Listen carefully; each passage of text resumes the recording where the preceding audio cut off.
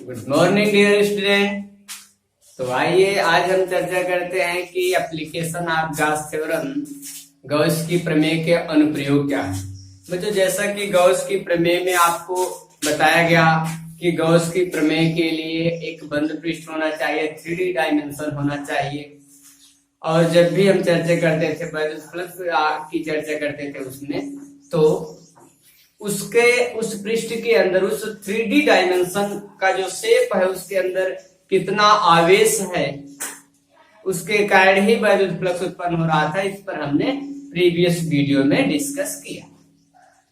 आज हम डिस्कस करेंगे बच्चों की गॉस की प्रमेय क्यों होता है, आखिर इसका मतलब क्या, इसका एप्लीकेशन क्या है, हम गॉस की प्रमेय क्यों पढ़ते हैं। बच्चों ध्यान देना है कि गॉस की प्रमेय के द्वारा इलेक्ट्रिक फील्ड फाइंड किया जाता है। क्यों किया जाता है इसका प्रयोग? इसका प्रयोग क्या है कि गॉस की प्रमेय के द्वारा किसी भी 3D डायमेंशन का कोई एक आवेशित चालक होगा, चाहे वो एक समान आवेशित तार हो, प्लेट हो, सिलेंडर हो, उसके कारण कितना इलेक्ट्रिक फील्ड उत्पन्न हो रहा है, क्रिएट हो रहा है, उसी के बारे में चर्चा करना है। यही गॉस थ्योरम बताता है। तो आइए आज के वीडियो में हम पढ़ते हैं कि गॉस के अनुप्रयोग क्या, गॉस की प्रमेय के अनुप्रयोग। तो बच्चों, यदि आप हमारे चैनल पे नए हैं तो प्लीज लाइक करें, शेयर करें, सब्सक्राइब करें, और वीडियो अच्छा लगे तो जरूर शेयर करें ताकि और भी बच्चों के पास यह वीडियो पहुंच सके। तो आइए स्टार्ट करते हैं वीडियो। तो बच्चों आज क्या पढ़ना है, गॉस की प्रमेय के अनुप्रयोग। इसमें पहला पॉइंट क्या होगा कि अगर अनंत लंबाई का एक समान आवेशित कोई तार है, उसके निकट वैद्युत क्षेत्र की तीव्रता कितनी होगी। कहने का मतलब एक चालक तार होगा। बच्चों इसमें चर्चा करना है चालक तार, कंडक्टर की, इंसुलेटर की बात नहीं करना, अचालक की बात नहीं, क्योंकि बच्चों उसमें अगर अचालक है तो उसमें आवेश का प्रवाह नहीं होगा, और आवेश का प्रवाह नहीं होगा तो कोई भी इलेक्ट्रिक फील्ड जनरेट नहीं कर सकता है। तो एक समान आवेशित एक तार है, तार कितनी लंबाई का है बच्चों? अनंत लंबाई का, इनफाइनाइट लेंथ का है एक तार, वायर है। उस तार के कारण उसके निकट कितना इलेक्ट्रिक फील्ड जनरेट हो रहा है, उसी के बारे में आज हम चर्चा करते हैं। तो क्या कर रहा है, अनंत लंबाई का एक आवेशित चालक तार है। तो बच्चों मान लीजिए मेरे पास अनंत लंबाई का एक आवेशित तार है।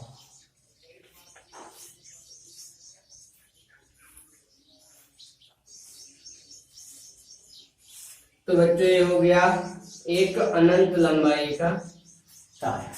बच्चों इसकी लंबाई कितनी है? इनफाइनाइट लेंथ है। इधर क्या हो जाएगा बच्चों? माइनस इनफाइनाइट हो जाएगा। इस पर कैसा आवेश है? एक समान आवेश, यूनिफॉर्म चार्ज डिस्ट्रीब्यूट है। बच्चों आप प्लस आवेश भी ले सकते हो, माइनस आवेश भी ले सकते हो। तो हम इस पर ले लेते हैं कौन सा आवेश बच्चों? प्लस आवेश लेते हैं। एक समान रूप से क्या है? वितरित है। इस वायर पर जो चार्ज डिस्ट्रीब्यूटेड है बच्चों, यूनिफॉर्मली है, सभी पृष्ठों पर क्या है? समान है। बच्चों गॉस का जो थ्योरम होता है वो हमेशा एक चीज जानते रहिए, सिमेट्री पृष्ठों पर ही होता है। आप इसके द्वारा इसके अनुप्रयोग में चाहे जो भी पढ़ेंगे, अगर सिमेट्री के लिए ही अप्लाईकेबल होगा। अभी हम समझाते हैं बच्चों सिमेट्री क्या होगा।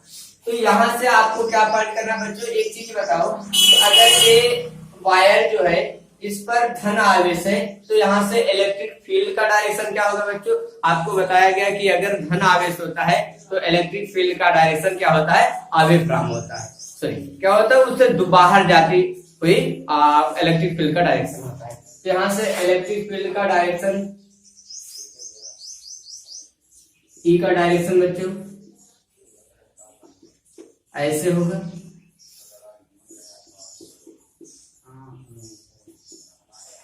वो बात की बात है बच्चों कि जितना हम दूर जाते हैं इस वायर से इलेक्ट्रिक फील्ड कम होता जाता है, और जितना दूरी कम होती है इलेक्ट्रिक फील्ड का मान उतना अधिक होता है।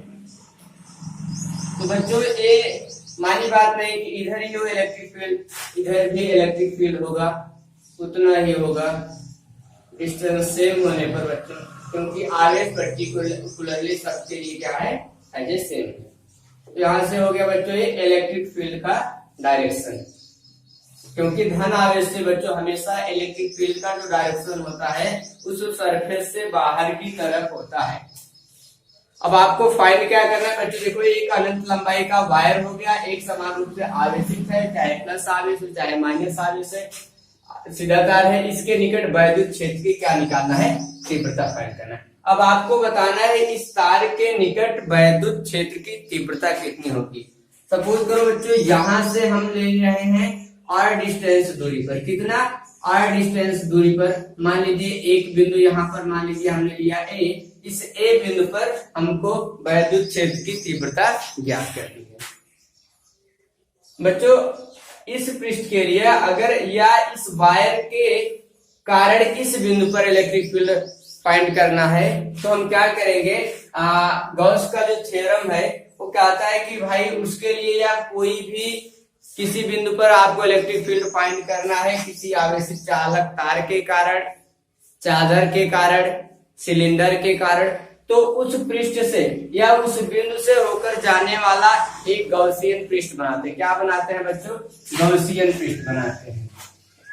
बच्चों गॉसियन पृष्ठ क्या होता है, थोड़ा सा डिस्कस कर लेते हैं। गॉसियन पृष्ठ क्या होता है बच्चों, ये एक बंद पृष्ठ होता है। कैसा होता है, बंद पृष्ठ होता है, क्लोज सरफेस होता है बच्चों, क्लोज सरफेस।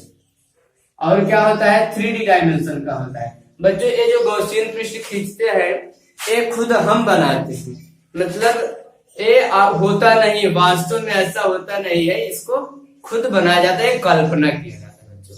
तो हम क्या करते हैं, जिस बिंदु पर हमको इलेक्ट्रिक फील्ड फाइंड करना है उस बिंदु से होकर जाने वाला एक गॉसियन पृष्ठ बना लेते हैं। यहां से एक हम गॉसियन पृष्ठ की कल्पना करते हैं। बच्चों एक हाइपोथेटिकल है, सोच है, अजम्पशन किया गया है। ये क्या हो गया बच्चों, एक गॉसियन पृष्ठ बना दिया गया।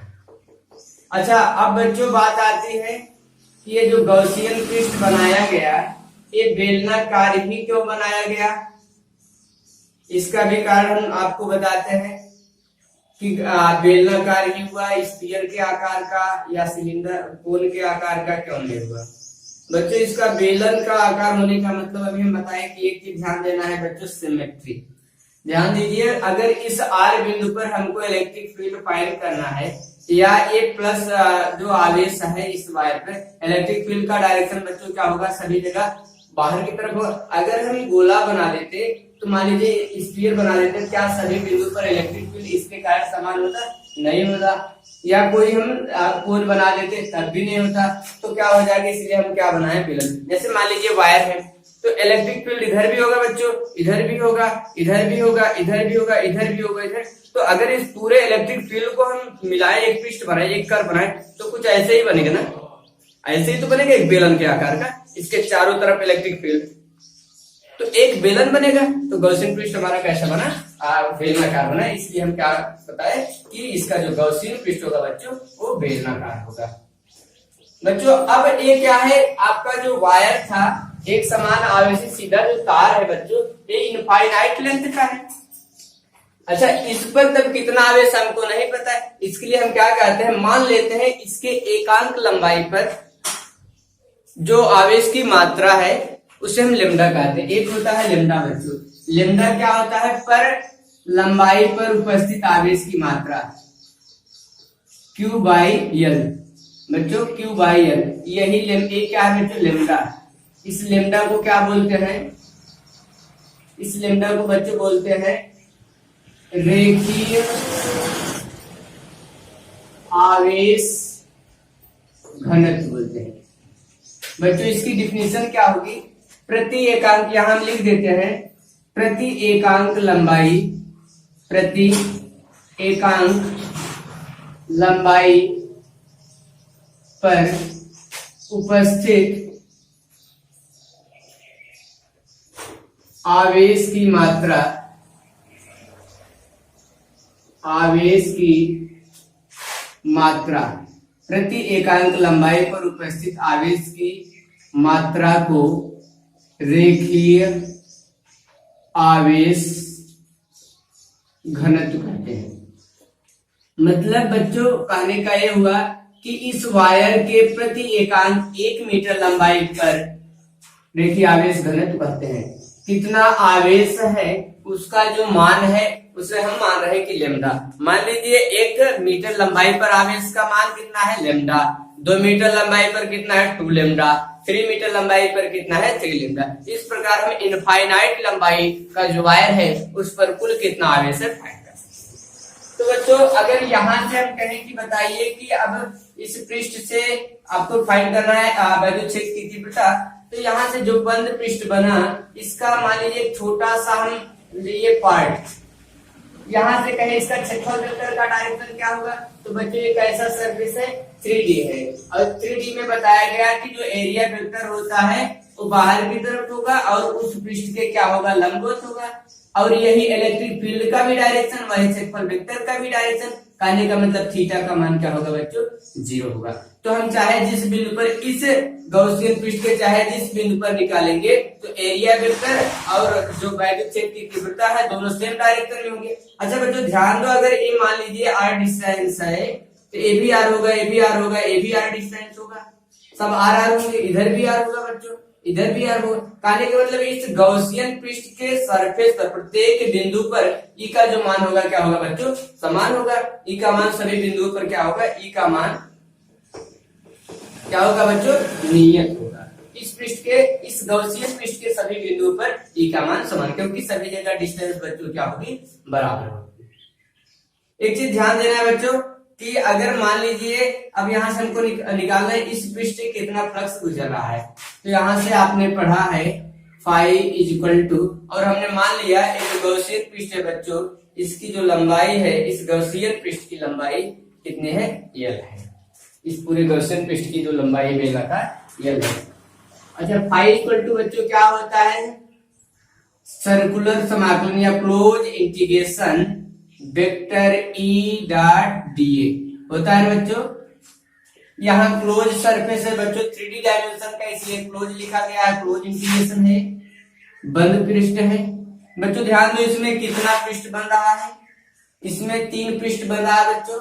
एक पृष्ठ आपका ए बन रहा है, एक पृष्ठ आपका ए बन रहा है और एक पृष्ठ आपका एक कर्व वाला बन रहा है। ये बच्चों ध्यान दो, यहां से अगर हम कहें ये देखो ये इलेक्ट्रिक फील्ड का डायरेक्शन, क्षेत्रफल वेक्टर का डायरेक्शन किधर होगा बच्चों इस पृष्ठ के परपेंडिकुलर। तो यहाँ पे एंगल कितना बना थीटा इक्वल टू 90 डिग्री ए। ठीक उसी तरह बच्चों यहाँ से देखिए क्षेत्रफल वेक्टर का डायरेक्शन बाहर की तरफ है और इलेक्ट्रिक फील्ड का डायरेक्शन है, यहाँ भी थीटा की जो वैल्यू है 90 डिग्री। तो आइए अगर हम टोटल वैल्यू फ्लक्स निकालते हैं, ये तो मान लीजिए डी फाई एक छोटे से पृष्ठ का, तो यहाँ से अगर हम कहें कि कुल टोटल कितना है तो इंटीग्रेशन की थी आप फाई न लिखो कोई दिक्कत नहीं, यहाँ से हो जाएगा फाई इज इक्वल टू या डी फाई लिख रहे, फाई इज इक्वल टू क्या हो जाएगा बच्चों इस बिंदु से गुजरने वाला तो सर्कुलर समाकलन वेक्टर ई डी ए कास कितने अंश बच्चों यहाँ पे 90 डिग्री का है, प्लस सर्कुलर समाकलन ई डी ए कास, इसको पहला पृष्ठ मानिए बच्चों, इसको हम दूसरा पृष्ठ मानते हैं और इसको तीसरा पृष्ठ। तो दूसरे पृष्ठ पर भी कितना है थीटा का जो मान है 90 डिग्री का है, प्लस अब इस पृष्ठ की हम बात करते हैं बच्चों तो जाएगा close integration E D A, अवकाश कितने अंश हुआ था बच्चों सेम डायरेक्शन में था तो थीटा की जो वैल्यू है 0 आई थी, तो कास 0 अंश।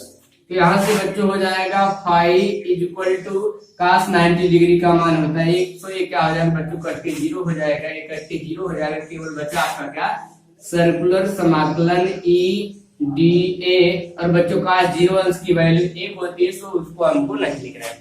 अब बच्चों ध्यान दो ई का जो मान है सभी जगह क्या आ रहा है बच्चों नियत आ रहा है, क्योंकि डिस्टेंस इस पृष्ठ से क्या है समान है। तो बच्चों ई को हम बाहर कर देंगे तो आ जाएगा फाई इज इक्वल टू ई आपका बाहर हुआ क्लोज इंटीग्रेशन बचा डी। बच्चों ध्यान दो अगर डी क्या था इस छोटे से खंड का एरिया वेक्टर था इसका, और ए क्या है इस पूरे पृष्ठ का क्षेत्रफल है। तो बच्चों अगर DA DA DA DA DA DA ऐसे जोड़ते जाए तो इस पूरे कर्व का ये पूरा जो सिलेंडर दिख रहा है इसका सरफेस एरिया हो जाएगा बच्चों, और सिलेंडर का जो सरफेस एरिया होता है कितना होता है 2 पाई आर एच, बट इसकी ऊंचाई को हमने क्या लिया, यल लिया है, तो हो जाएगा 2 पाई आर यल। तो यहां से हो जाएगा बच्चों phi is equal to E into 2 pi R L, where यहां आप दिखा दो कि क्योंकि सर्कुलर समाकलन डीए इज इक्वल टू क्या है, उस सिलेंडर का surface area, surface area, surface area. तो यहां से गॉस ने क्या बताया था कि फाई का जो मान होता है इस पृष्ठ के अंदर जो आवेश है, सो मान लीजिए इस पृष्ठ के अंदर क्यू आवेश है बच्चों, तो क्या होता है phi equal to Q by epsilon 0। Q कौन सा होगा बच्चों, इनसाइड होगा, इनसाइड का मतलब इस सरफेस के अंदर कितना आवेश है, इज इक्वल टू हो गया ई इंटू 2 पाई आर यल। बच्चों ध्यान दो, आपको फाइंड क्या करना है, वैद्युत क्षेत्र की तीव्रता अर्थात ई की वैल्यू।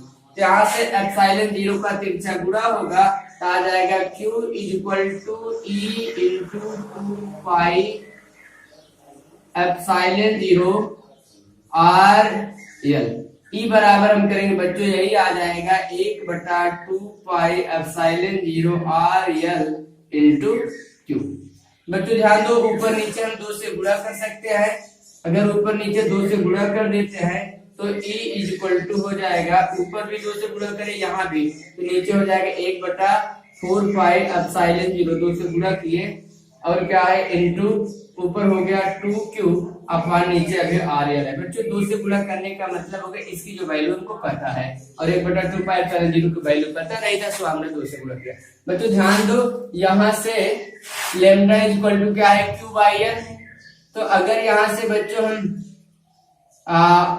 मान निकाले यल का जो मान है, तो यल इज इक्वल टू क्या हो जाएगा, ऐसे तिरछा गुणा हो जाएगा Q बाई लैम्डा हो जाएगा। क्या हो जाएगा, यही हो जाएगा E is equal to 1/4 pi epsilon 0 2Q R into L के स्थान हो गया क्या बच्चों, Q by L, sorry Q by lambda, Q by lambda. तो लैम्डा बच्चों ऊपर चला जाएगा, Q से कैंसिल हो जाएगा, तो आ जाएगा E is equal to 1/4 pi epsilon 0 2 lambda ऊपर गया अपान नीचे क्या है R। ये हो गया बच्चों किसी एक समान आवेशित, अगर कोई चालक तार है अनंत लंबाई का, उसके कारण कितना वैद्युत क्षेत्र की तीव्रता उत्पन्न हो रही है, इलेक्ट्रिक फील्ड उत्पन्न हो रहा है, और उसका मान आ गया। ठीक, तो बच्चों जब भी चर्चा करना है या गॉस की प्रमेय पे अगर आ जाता है प्रश्न की, अगर एक समान आवेशित अनंत लंबाई का चालक तार है, उसके लिए वैद्युत क्षेत्र की तीव्रता का व्यंजक प्राप्त कीजिए, तो इतना चीजें आपको करना होगा। सबसे पहले क्या बनाना होगा, एक गॉसियन पृष्ठ बनाना होगा, कहां से होके वो पास करेगा, जिस बिंदु पर इलेक्ट्रिक फील्ड फाइंड करना है। इसके बाद गॉसियन पृष्ठ जैसा होगा उसकी जो प्रॉपर्टी उस हिसाब से हम करते हैं। तो बच्चों आज के वीडियो में बस इतना ही। यदि आपको आज का वीडियो अच्छा लगा प्लीज लाइक करें, शेयर करें, कमेंट करें, जो भी प्रॉब्लम हो उसे शेयर